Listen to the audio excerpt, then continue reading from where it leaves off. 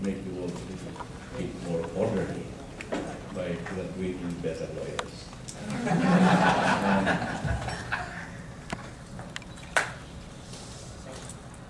When this matter came up during the COMSTE, really I was at a loss. What is the Washington Accord? I really didn't know what it is.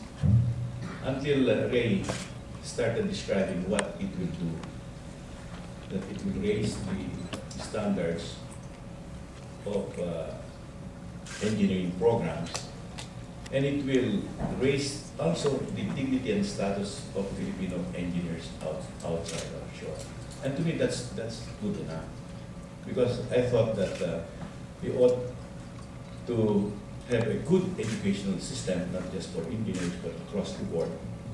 But these days, I'm more concerned about science, about mathematics, and of course about engineering education. But I didn't realize that engineers are more divided than lawyers. I didn't realize that you have 4 accrediting organizations. And you see, because we lawyers, you think, are divisive. No, we're able to unify the profession. That's why we're only one, a society, bar society, integrated bar. And that doesn't mean that we have now raised the standards of the law profession. No, actually it's bad. And there are law schools that have graduated, that have produced graduates who have failed to pass the bar. I don't know what engineers. But anyway, I think we're doing something about engineers because we are the PTC in Angara, heading the consortium of 7 engineering schools.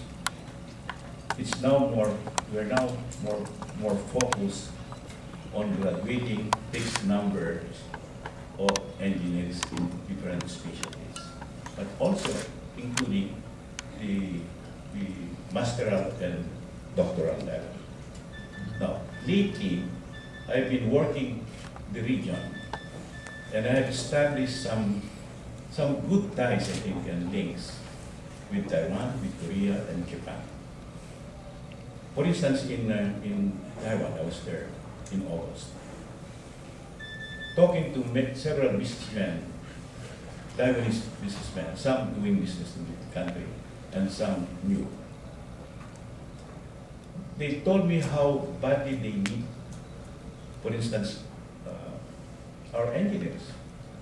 And I didn't realize that we were close to 300 engineering students in Taiwan.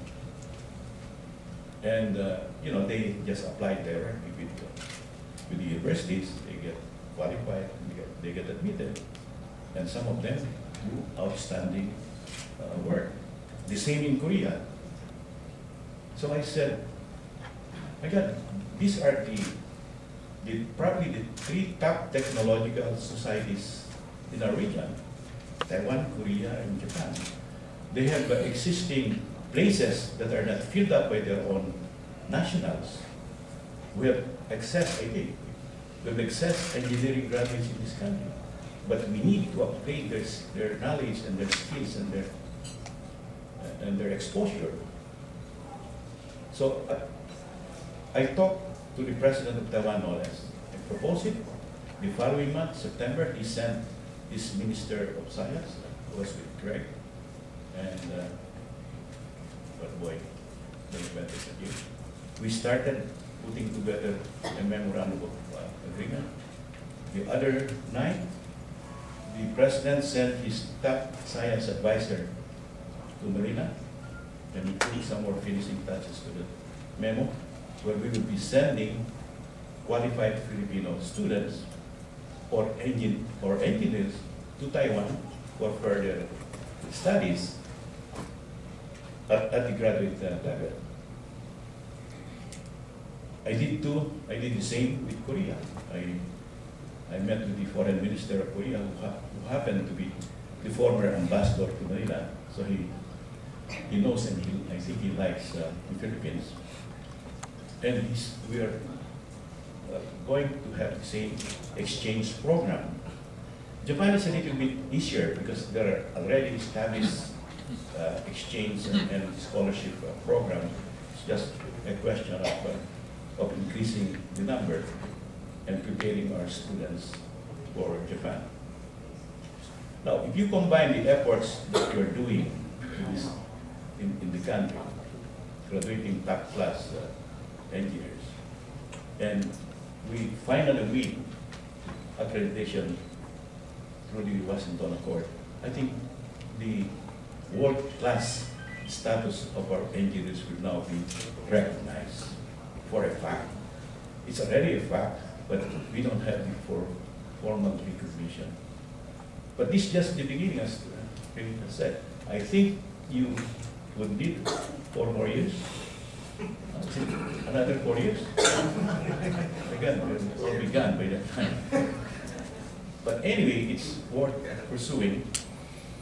And but after the Washington Accord, you've got to get accreditation too from the Sydney Accord and the Dublin Accord, so that our technicians and technical people will be equally qualified as our engineers. So there's still a whole lot of work to be done. I don't know how much the Sydney Accord will cost us, Ray.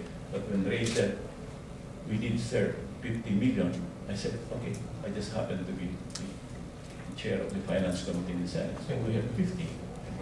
But the next big step is how to get it out of the hands of the Secretary. that can be a struggle.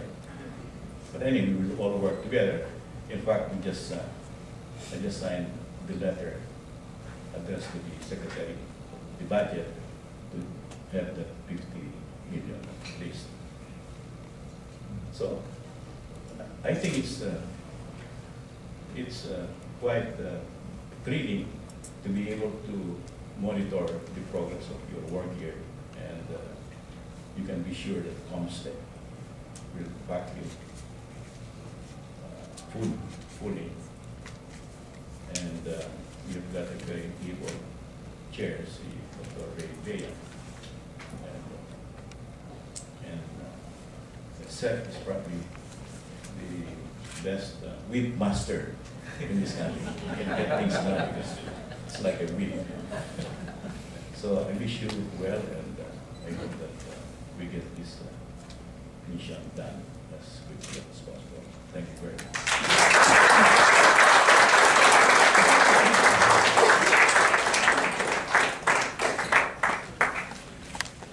Thank you very much, Senator Angara. Next, may we kindly call on